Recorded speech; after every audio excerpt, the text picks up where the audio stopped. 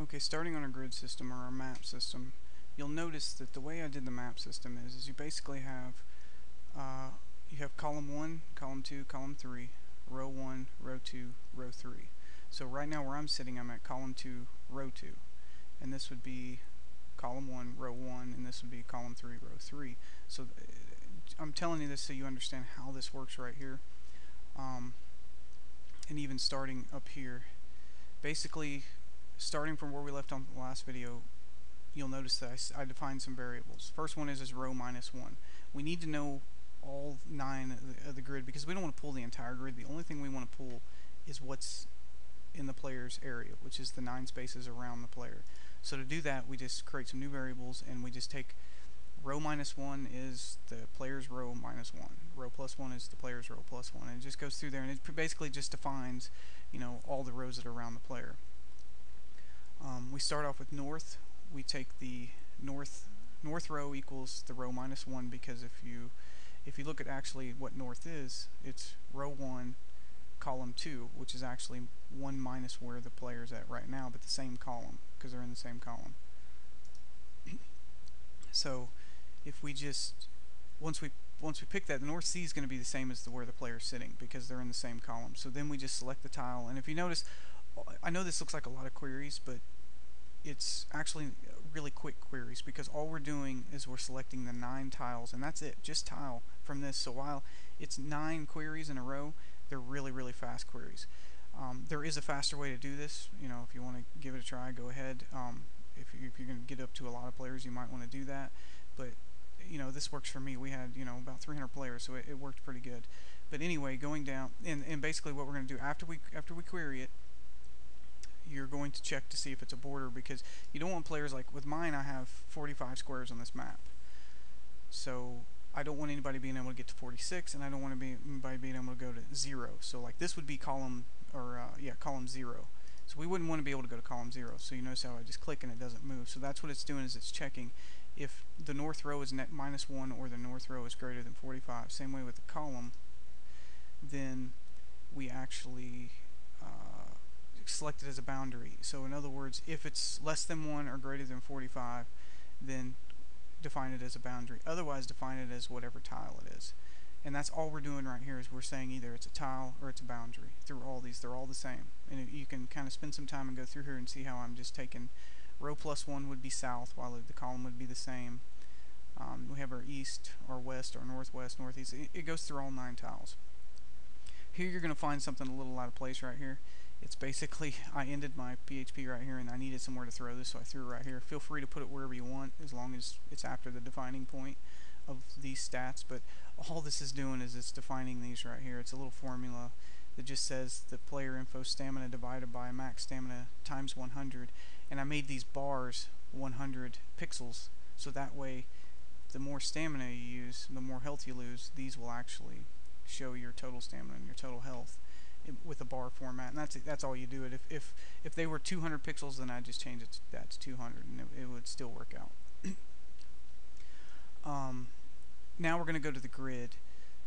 Each one of these grids is grid 1, 2, 3, 4, 5, 6, 7, 8, 9, and all they are is div tags. And right now, if you notice, we broke out of PHP and we're in HTML now. So grid 1, we're going to make a link reference, and it's going to say if the tile ends up boundary. So, and this is northwest tile, so I'll go in order. This is northwest. So if it's a boundary, which it is, you notice it just goes to map.php.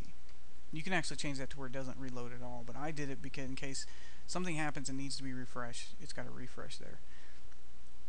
But if tile equals boundary, then just make the link map.php, make it not move.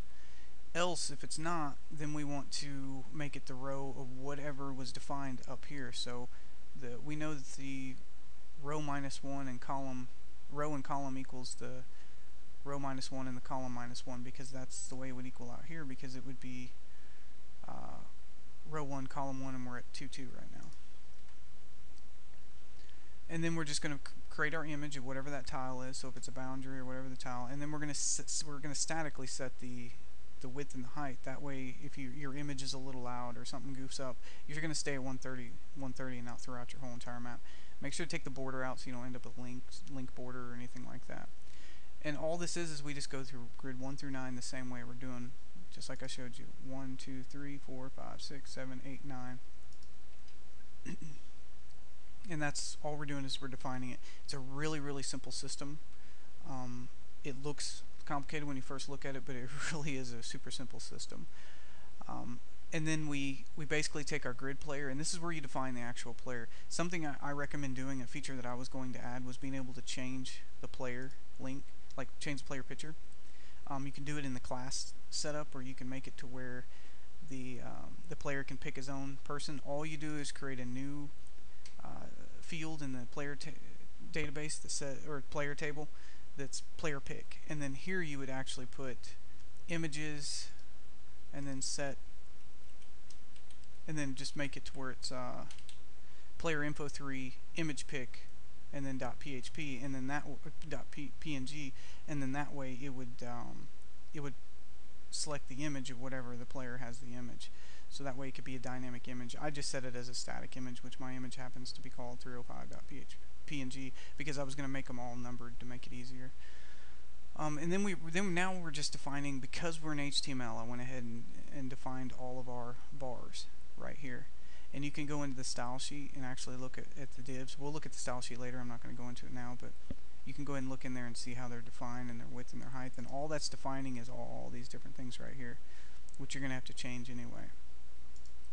But there's not really a whole lot to go over there. You basically know how to come in and change all this stuff. And here's where actually that health bar, here's where it's echoing the health bar's width, where the width that we set up here in this crazy place. That's the width that we're defining here, so it changes. It's dynamic on how much health you have. The next thing we're going to do is we're setting up our player stats, which is right here. And I know the map went pretty quick, but it is a really simple map system. If you have any questions on it or whatever, just come to the forums and ask me. I've already seen a couple people take the map system that I've released it to and really turn it into some cool things. So anyway, we need to do our experience needed, and how I do that is, and you'll see it, there's experience 41 out of 100. I'm defining that up here. I'm taking the level times 100 times the level. If you've watched Urban Realms or even my other tutorials, you'll see that I use the same system. This way it defines each level that you go up, it gets harder to level up, and that's the way I think it should be. So if you're level 1, 1 times 100 times your level, it's just 100. But if you're level 2, then it's 2 times 100, which would be 200, times your level again, which would make it 400. I've had 1 or 2 people complain about this. I didn't like it. Just change it if you don't like it. This is just my idea on it. I mean, you can just set it to where it's just standard, static, level times 100. That way, when you're level 10, you only need 1,000 experience. But in this world, the way I did it, you would actually need about 100,000. You need quite a bit of experience because you're level 10. But anyway, it defines the player, the level, your class name, credits, all that good stuff is all defined right here. This right here, I'm going to actually go through in the next video.